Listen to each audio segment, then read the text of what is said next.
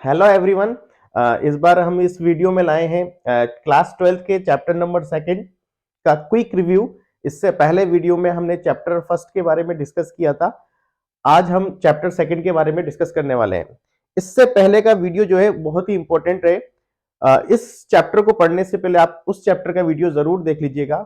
अच्छा, उस चैप्टर में एक थोड़ी सी प्रॉब्लम ये आई थी हिंदी मीडियम वाले बच्चों के लिए कि उन्होंने बताया कि सर आप थोड़ी सी इंग्लिश में आपने इंग्लिश में टर्मिनोलॉजी लिख रखी है, तो आप फिजिक्स में के जो वर्ड्स हैं आप उसको एक बार हिंदी में जरूर बोल दिया करें ताकि उनको भी प्रॉब्लम ना हो। तो हिंदी मीडियम के जो बच्चे हैं, हिंदी मीडियम के जो स्टूडेंट हैं, उनको परेशान होने की जरूरत नहीं है। इसी प्लेटफॉर्म से उनकी तैयारी भी होगी यहां से, ठीक है। तो बिना डिले करे हम चैप्टर नंबर सेकंड पर आते हैं। तो चैप्टर नंबर सेकंड का नाम है इलेक्ट्रोस्टैटिक पोटेंशियल एंड कैपेसिटेंस, विद्युत विभव एंड धारिता, विद्युत विभव और धारिता, ठीक है। तो इलेक्ट्रोस्टैटिक पोटेंशियल, इलेक्ट्रोस्टैटिक ये वर्ड तो हमने सुना सुना सा लग रहा है। तो इलेक्ट्रोस्टैटिक का मतलब जानना है तो आपको पहले वाली वीडियो जरूर देखनी पड़ेगी, ठीक है। तो इससे पहले वाला वीडियो जरूर देखिएगा इस चैप्टर को पढ़ने से पहले। तो इलेक्ट्रोस्टैटिक का मतलब मैं बता देता हूं कि जिसमें चार्ज जो है वो रेस्ट पर रहेगा, आवेश जो है वो स्थिर अवस्था में रहेगा। उससे रिलेटेड जो हम स्टडी करते हैं वो इलेक्ट्रोस्टैटिक होता है, ठीक है। चलिए हम आते हैं हमारे पहले वाले टॉपिक पर, इलेक्ट्रिक पोटेंशियल, विद्युत विभव, पोटेंशियल डिफरेंस यानी विभवांतर, ठीक है। तो इलेक्ट्रिक पोटेंशियल की बात करें तो इलेक्ट्रिक वर्ड आ रहा है, ठीक है। देखिए फिजिक्स को पढ़ना है तो उसके पीछे के लॉजिक को जानना पड़ेगा, क्योंकि फिजिक्स का दूसरा नाम ही लॉजिक है। इसलिए देखिए इस चैप्टर को, पूरी फिजिक्स को हम लॉजिक के साथ पढ़ेंगे, उसके पीछे का लॉजिक क्या है, ठीक है, ताकि फिजिक्स को हम आसान तरीके से पढ़ सकें। तो इलेक्ट्रिक पोटेंशियल में इलेक्ट्रिक वर्ड आ रहा है, ठीक है। तो इलेक्ट्रिक वर्ड आ रहा है, इसका मतलब हम बात कर रहे हैं चार्ज की, ठीक है। और चार्ज कैसा, क्योंकि इलेक्ट्रोस्टैटिक है यानी चार्ज रेस्ट पर, यानी इस पूरे चैप्टर में भी चार्ज क्या रहने वाला है, रेस्ट पर रहने वाला है, यानी स्थिर अवस्था में रहने वाला है, वो मूव नहीं करेगा, ठीक है। इलेक्ट्रिक पोटेंशियल यानी विद्युत विभव, ठीक है। अब पोटेंशियल वर्ड की बात करें, इलेक्ट्रिक का मतलब तो चार्ज हो गया, आवेश हो गया। अगर हम बात करें पोटेंशियल, तो पोटेंशियल का वर्ड की बात करें तो हम सुनते हैं कि भाई हाँ भाई तेरे में पोटेंशियल है, इतना तू कर सकता है ये, यानी पोटेंशियल का मतलब क्या पावर हो सकता है, क्या पोटेंशियल का मतलब पावर है? नहीं, लेकिन पोटेंशियल पावर नहीं है। पोटेंशियल तो क्या है, पोटेंशियल वर्क है। पोटेंशियल क्या है, वर्क। अब वर्क मतलब देखिए पोटेंशियल, अगर आपको इलेक्ट्रिक पोटेंशियल को समझना है तो आपको क्या करना पड़ेगा, आपको इसका डेफिनेशन पे मत जाइए, आप इसका फॉर्मूले पे जाइए। आपको फॉर्मूला पता होना चाहिए। मैंने आपको इससे पहले वाली वीडियो में भी कहा है, अगर आपको फिजिक्स पढ़नी है, अच्छे से पढ़नी है, लॉजिक के साथ पढ़नी है, रट्टा मारना नहीं है, तो आप फिजिक्स को उसके फॉर्मूले के साथ पढ़िए। आप पहले फॉर्मूले को पढ़िए, फॉर्मूले को जानिए, उसके बाद उसकी थ्योरी पे आइए, क्योंकि थ्योरी तो आप बना सकते हैं। तो जैसे मैंने बताया मैंने कि पोटेंशियल जो है, पोटेंशियल एक दिखने को वर्ड ऐसा लग रहा है कि इससे पावर, लेकिन पावर नहीं है, ये तो वर्क है। V is equal to W upon Q, और Q की जगह अपन कहीं कहीं बुक्स में Q नॉट भी लिखा हुआ है, तो उससे मतलब नहीं है, यानी वर्क। वर्क मतलब कार्य, कार्य बटा आवेश, यानी वर्क अपॉन चार्ज, वो क्या कहलाता है, V का पोटेंशियल का जो नोटेशन है वो V है, ठीक है।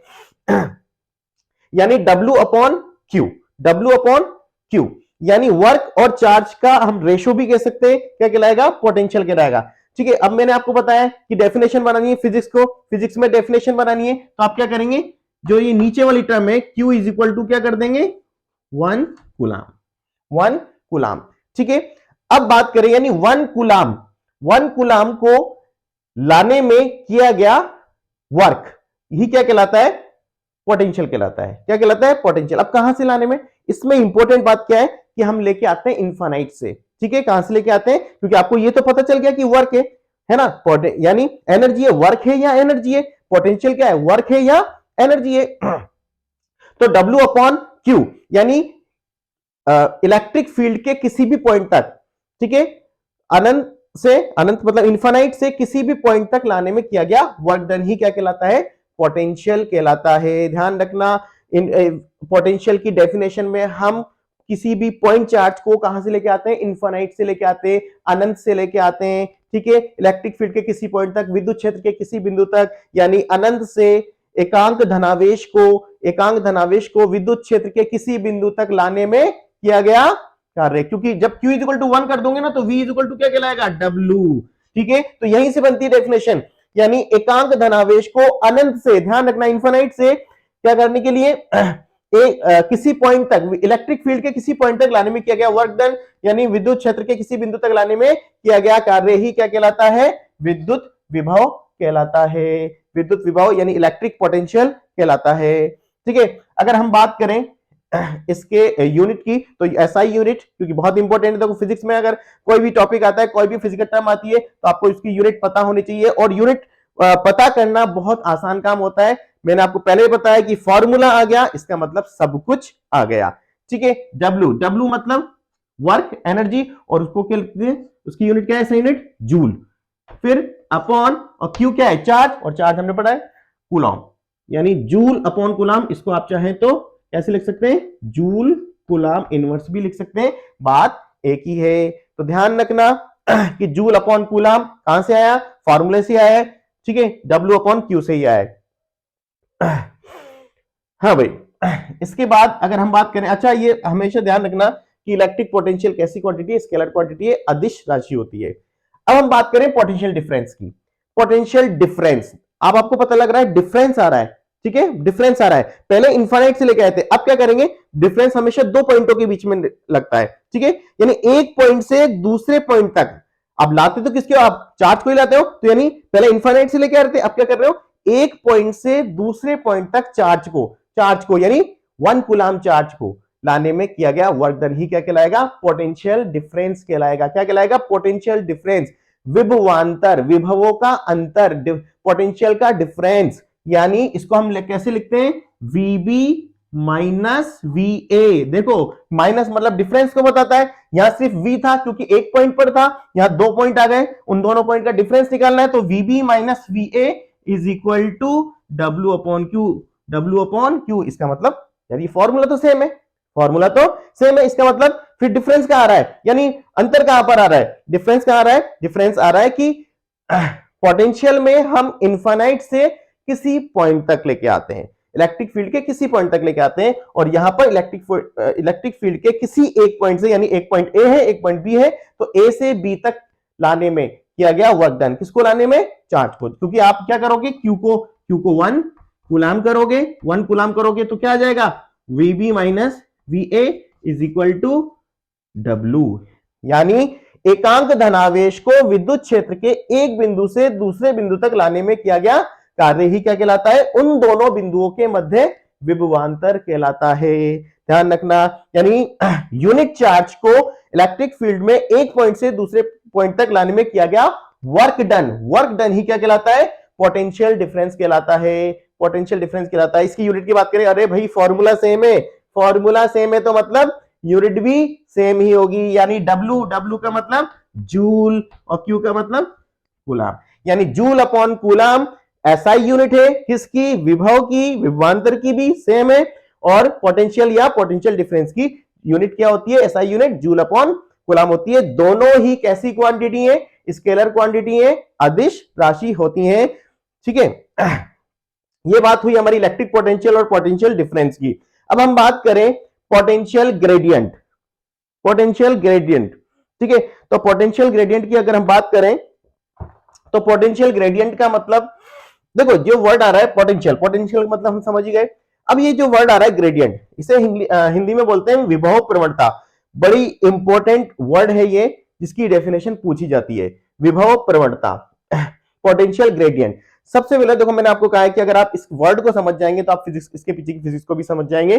पोटेंशियल समझ ही गए। ग्रेडियंट का मतलब क्या होता है, डिस्टेंस के साथ चेंज, ठीक है, यानी जैसे जैसे डिस्टेंस चेंज हो रही है वो फिजिकल टर्म भी चेंज हो रही है, मतलब जैसे जैसे डिस्टेंस चेंज होगी आपका पोटेंशियल भी क्या होगा, चेंज होगा, यानी change in potential with respect to distance, इसको हम बोलते हैं पोटेंशियल ग्रेडियंट। विभव प्रवणता यानी विभव का दूरी के साथ परिवर्तन ही क्या कहलाता है, पोटेंशियल ग्रेडियंट यानी विभव प्रवणता कहलाता है। इसके लिए एक फेमस फॉर्मूला दिया गया है, बहुत इंपॉर्टेंट फॉर्मूला दिया गया है जो एग्जाम में पूछा जाता है, वो है ई वेक्टर। क्योंकि इलेक्ट्रिक फील्ड कैसी क्वांटिटी है, वेक्टर क्वांटिटी है। अब ये इलेक्ट्रिक फील्ड क्या होता है, इलेक्ट्रिक फील्ड इंटेंसिटी क्या होती है, अगर आपको ये जानना है तो आपको इससे पहले वाला टॉप जो वीडियो है उस पर जाना पड़ेगा और वो अच्छे से देखना पड़ेगा। E vector is equal to minus gradient V. ये साइन किसका है, ग्रेडियंट का साइन है। ये साइन किसका है, ग्रेडियंट। वी पर वेक्टर नहीं लगाएंगे क्योंकि वी एक कैसी क्वांटिटी है, स्केलर क्वांटिटी है।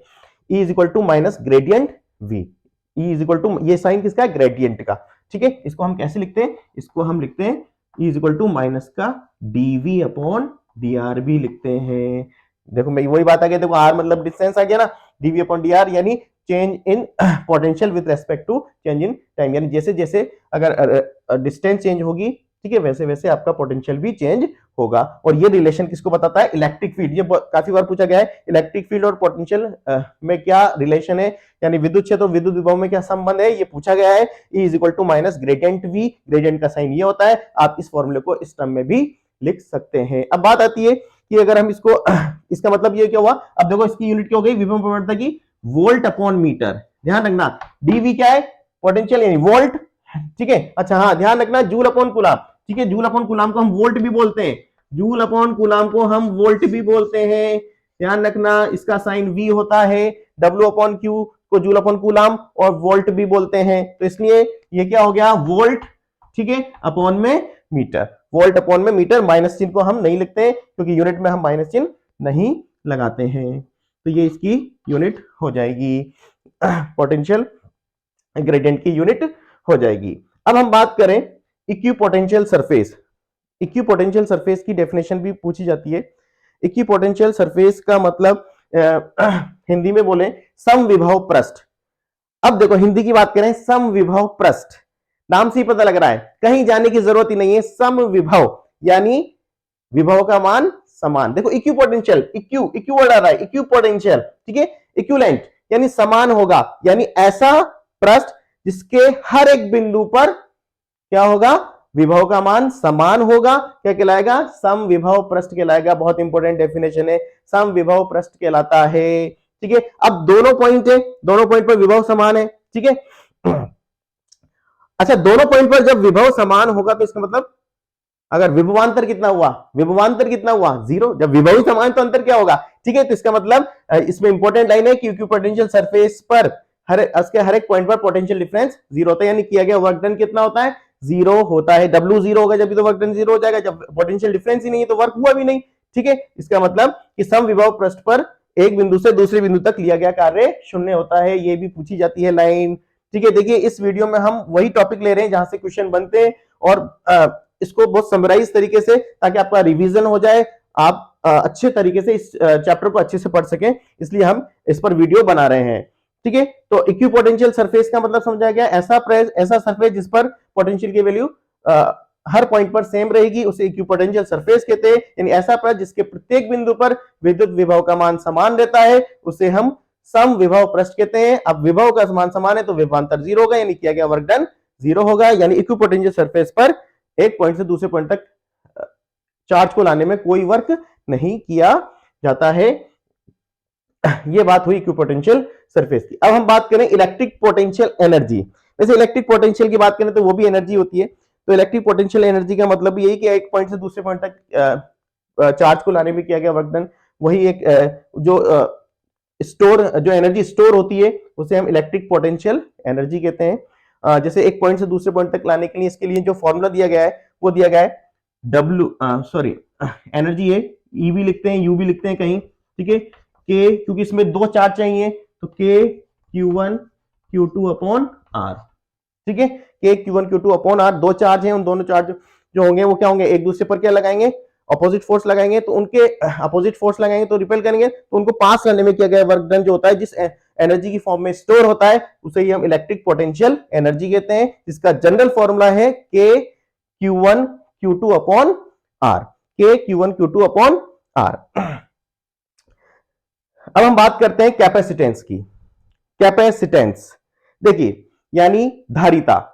अब धारिता, कैपेसिटेंस की बात करें तो कैपेसिटेंस के वर्ड पे आओ। कैपेसिटेंस किससे बना है? कैपेसिटेंस, कैपेसिटेंस मतलब कैपेसिटी। आप कहते हैं कि आपकी कितनी कैपेसिटी है, धारिता, आप कितना धारण कर सकते हैं, कितना स्टोर कर सकते हैं। अब किसको स्टोर कर सकते हैं? आपकी किसकी कैपेसिटी पूछ रही है?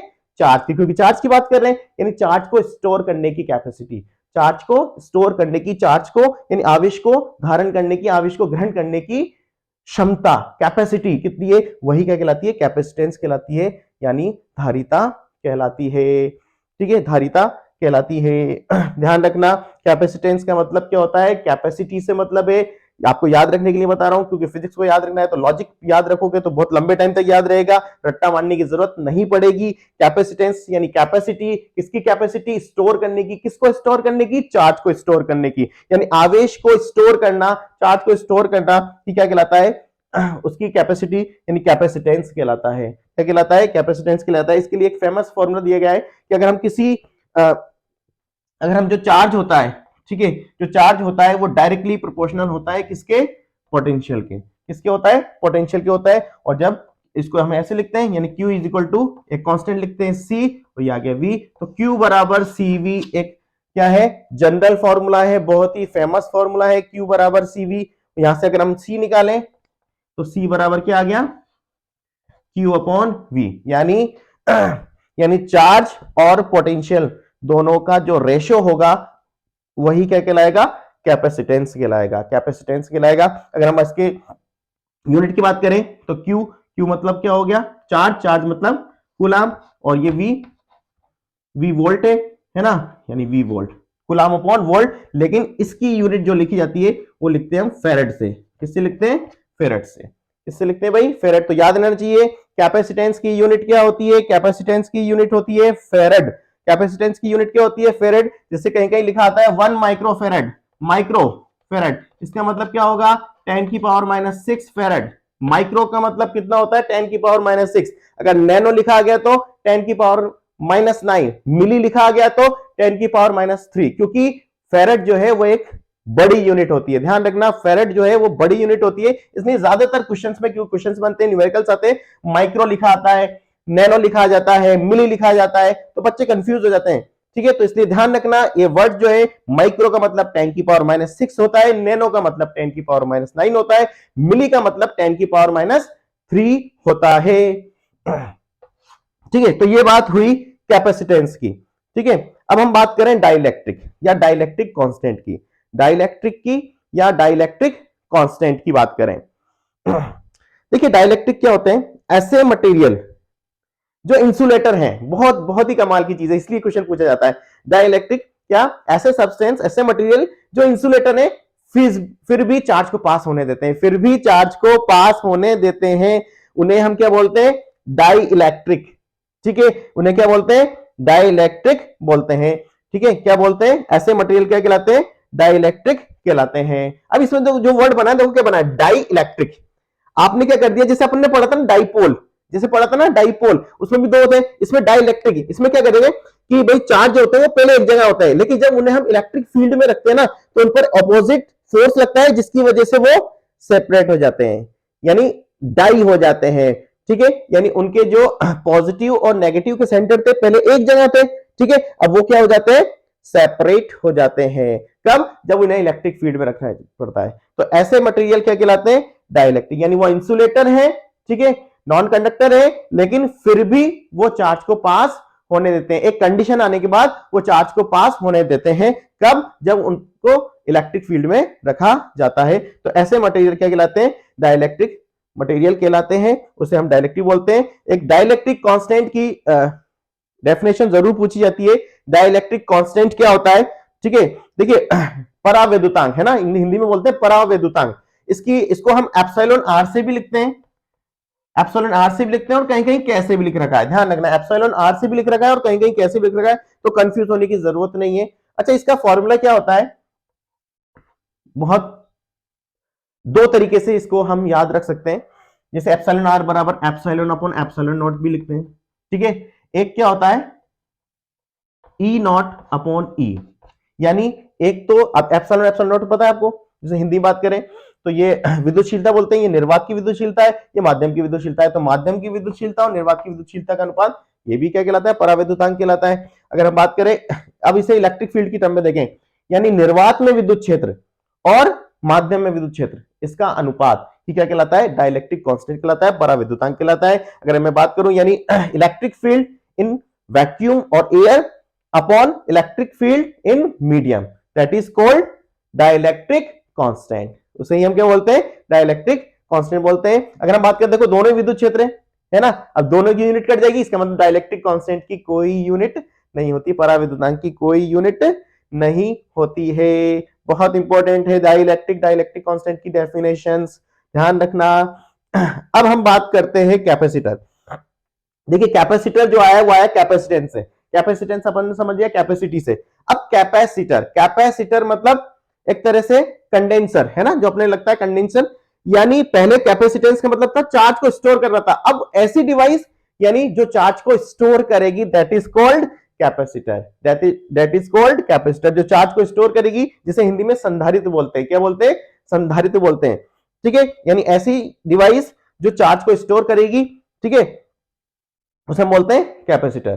ठीक है, जैसे अगर हम बात करें तो इसको फॉर्मूला में हम कैसे लिखते हैं, इसको डेफिनेशन ऐसे रखिए कि ऐसी डिवाइस जिसमें अगर हम क्या करें, उसके पोटेंशियल को बढ़ाए बिना उसकी कैपेसिटी को हम बढ़ा सकते हैं, उसे हम क्या बोल सकते हैं, कैपेसिटर बोलते हैं। इसमें हम आपको आपने पढ़ा होगा कि दो प्लेटें होती है, ठीक है, दोनों के बीच में हम क्या करते हैं, या तो निर्वात यानी वैक्यूम होता है या एयर होता है, ठीक है, या फिर हम क्या कर देते हैं, किसी डाइलेक्ट्रिक कांस्टेंट भर देते हैं, ठीक है, डाइलेक्ट्रिक मटेरियल भर देते हैं। तो ये बात हुई कैपेसिटर की। कैपेसिटर की डेफिनेशन पूछी जाती है, तो ध्यान रखना कैपेसिटर एक ऐसी डिवाइस है, ठीक है, जो चार्ज को स्टोर करती है।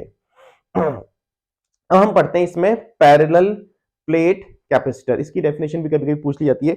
समांतर प्लेट संधारित्र, क्या, समांतर प्लेट संधारित्र, पैरेलल प्लेट कैपेसिटर, नाम से पता लग रहा है पैरेलल प्लेट, यानी आपको पता है कि संधारित्र में दो प्लेटें होती हैं, ठीक है, दो मेटल की प्लेटें होती हैं। अब ये कह रहा है कि दोनों प्लेटें जो है वो एक जैसे मटेरियल की बनी हो, उनका एरिया एक जैसा हो, ठीक है, एक जैसे पदार्थ की हो, एक जैसा क्षेत्रफल हो, और दोनों प्लेटें एक दूसरे के समांतर हो यानी पैरेलल हो, तो ऐसे कैपेसिटर को हम बोलते हैं पैरेलल प्लेट कैपेसिटर, यानी समांतर प्लेट संधारित्र बोलते हैं। ठीक है, तो समांतर प्लेट संधारित्र जो है उसका एक फॉर्मूला दिया गया है, C बराबर A epsilon naught upon D, ठीक है, फेमस फॉर्मूला है, इसको सी की जगह कहीं कहीं सी नॉट लिख रखा है, ठीक है, क्योंकि इसमें हम दो पढ़ते हैं, एक तो जब प्लेटों के बीच में हम वैक्यूम या एयर भर रखा है, तब फॉर्मूला क्या आता है, ए एप्सिलॉन नॉट अपॉन डी आता है। क्या आता है, एप्सिलॉन नॉट अपॉन डी आता है। जब हम क्या करते हैं, दोनों प्लेटों के बीच में हम क्या करते हैं, कोई डाइलेक्ट्रिक मटेरियल भरते हैं, तब कैपेसिटी का फॉर्मूला क्या आता है, C is equal to A epsilon naught upon D. अरे ये सेम होगा, नहीं सेम नहीं, हम क्या कर देते हैं, डाइलेक्ट्रिक कांस्टेंट से मल्टीप्लाई कर देते हैं, ये इसका फॉर्मूला आ जाता है। ध्यान रखना, ये फॉर्मूला जो है वो तब है जब हमने दोनों प्लेटों के बीच में कुछ नहीं है, एयर है या वैक्यूम है। अब ये जब है जब हमने कोई डाइलेक्ट्रिक मटेरियल भर रखा है, जहां पर ए आप जानते हैं क्या होगा, ए क्या है, उन प्लेटों का एरिया है, क्षेत्रफल है, एप्सिलॉन नॉट क्या है, निर्वात की विद्युतशीलता यानी परमिटिविटी ऑफ वैक्यूम है, और डी क्या है, दोनों प्लेटों के बीच की डिस्टेंस है, और यहाँ पर के क्या है, डाइलेक्ट्रिक कांस्टेंट है। ठीक है, तो ये छोटा सा रिव्यू हमने बनाया था इस चैप्टर के बारे में। अगर आपको ये वीडियो पसंद आए तो उन सभी बच्चों तक पहुंचाना जो अभी तक तैयारी नहीं कर पाए हैं और वो चाहते हैं कि जल्दी से एक शॉर्ट व्यू में उनकी तैयारी भी हो जाए, तो उनके लिए बेस्ट प्लेटफॉर्म है, क्योंकि अब तैयारी होगी यहाँ से। हमने पूरी कोशिश की है इसमें हम छोटी छोटी टर्मिनोलॉजी को हम समझाएं और इतनी आसान तरीके से समझाएं ताकि आप इस कोई भी फिजिक्स का टॉपिक हो आप उसको अच्छे से समझ सकें, लॉजिक के साथ समझ सकें, क्योंकि फिजिक्स का दूसरा नाम ही लॉजिक है, आपको पता है। ठीक है, तो अगर आप चाहते हैं कि आपको कोई प्रॉब्लम है किसी भी टॉपिक में तो आप कमेंट सेक्शन में कमेंट जरूर कीजिएगा, और अगर आप चाहते हैं कि किसी भी टॉपिक पर कोई डिटेल वीडियो चाहें, क्योंकि हम यहाँ पर देखिए न्यूमेरिकल भी सॉल्व नहीं कर रहे हैं अभी, और यहाँ पर हम डेरिवेशन भी नहीं कर रहे हैं, क्योंकि डेरिवेशन भी फिजिक्स का एक बहुत इंपॉर्टेंट पार्ट रहता है। तो अगर आप चाहते हैं किसी भी टॉपिक पर हम डेरिवेशन बनाएं, आपको समझाएं, तो आप कमेंट सेक्शन में जरूर कमेंट करिएगा, और इस वीडियो को आप लाइक करें, शेयर करें, और उन लोगों तक, उन बच्चों तक जरूर पहुंचाएं जो अब एग्जाम देने वाले हैं, जिनके लिए जो इस वीडियो के जरिए वो तैयारी कर सकें, क्योंकि अब तैयारी होगी यहां से। Thank you.